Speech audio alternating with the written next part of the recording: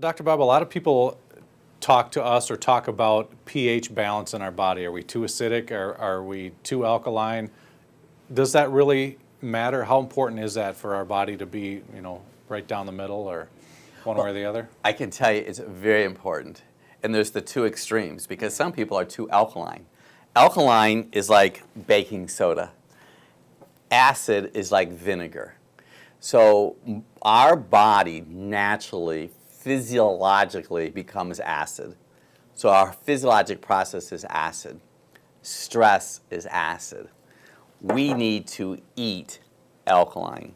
You say, what do you mean we need to eat alkaline? Well, you need to eat food to become alkaline. So in our practice, what we have, and people can purchase this pretty much probably anywhere on the internet, this is nitrazine paper.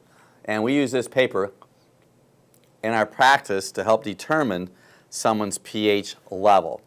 The ideal time to take your pH is first thing in the morning before you get out of bed and before you even move. So if you consume something, it's going to definitely alter it. But you can see mine is very alkaline at this moment.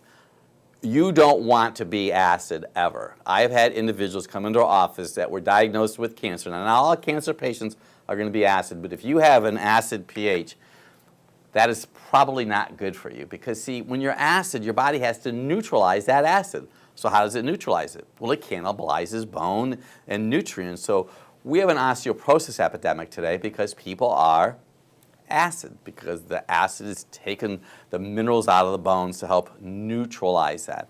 We really promote food, let food be your medicine and medicine be your food. Kale is the great alkalizer. So are beets. So would a lemon.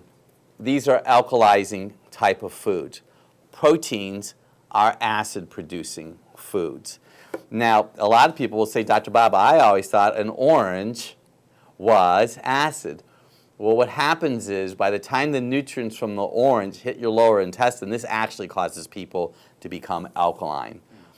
Now, I also know that ladies over 40 years old tend to be more alkaline than they are acid because their digestive enzymes get reduced in that magic 40-year-old time period. But right here, someone watching us right now could have shoulder pain right here. It's called your deltoid tubercle, deltoid bursitis.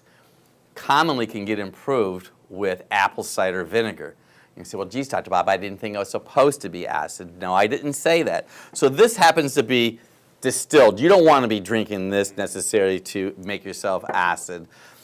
You want a balance of food. I don't promote alkalized water. I don't promote distilled water. I promote pure water. We happen to use reverse osmosis water that tends to be a little bit more acid. You're going to say, well, how you drink, that's acid. You have to understand, this is a process. I eat food that makes me alkaline. My liver is secreting bile that allows me to become alkaline. Stress causes people to be acid. Individuals who have cold sores commonly, when I say commonly, they have a prevalence to have cold sores, tend to be blood type A and also tend to be stress, and they're burning up calcium. And these little cold sores are coming from viruses. So if you have cold sores on your lip, I know that your body is probably having a digestive issue. Your body might be a little bit acid at the time, and your calcium is being cannibalized. So once again, the whole human body is just amazing. You don't want to just use one item and just pinpoint everything. Okay, I'm alkaline, I'm just going to do this. No, it's a blend. That's why I had mentioned in another segment that bile is alkaline. So people could have chronic digestive distress because they're too acid and their body is using up all the nutrients. You did the paper test, the pH paper, Mm-hmm. yeah. Is that the best way to find out where you are? Are there other tests you can take? Well, there's a blood test that we do. It's a part of a chem profile, and we're looking at a person's globulin. A globulin level is a form of protein in a person's body. We like to see the globulin level be at 2.7. See, globulin has to be absorbed, and you need to have digestive enzymes for it to be absorbed. So let's say your globulin level is 3 or 3.5. I know that you're eating protein, but I know your body's not absorbing the protein. On the other hand, let's just say that your you're eating protein and the number's down to 2.0, where you might be eating it from a diet sheet that we're looking at, but your body's not absorbing it. You'd be someone also that might have digestive distress immediately after eating. You might be passing gas, either orally or rectally. So those are questions that we ask, but the globulin is one other way that we use to determine how a person's pH is, besides the nitrazine paper.